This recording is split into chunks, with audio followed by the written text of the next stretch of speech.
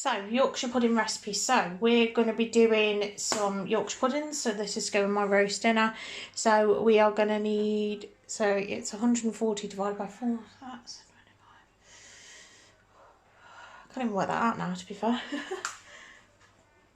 35 grams of flour. So, I'm doing a really small batch just because it is only me and Jake eating.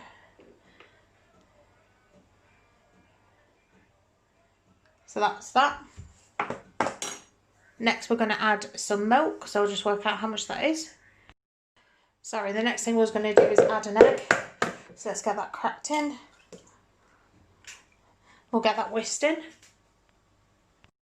So now our egg is in, we're going to add our 50 ml of milk.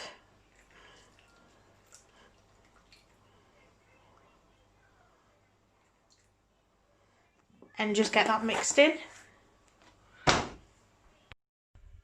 So now that our batter mix and everything's all settled, so it's just a case of getting this in the oven and getting this scorching hot, and then we can pour our batter in. So now that our fat is nice and hot, so we're just going to get this poured in.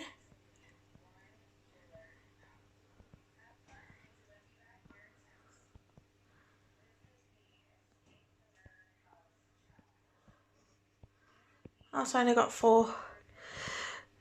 So with what I've just made, I've only got 4 Yorkshires, so that's fine, just for me and Jake. And we'll get that back in the oven to get them cooked.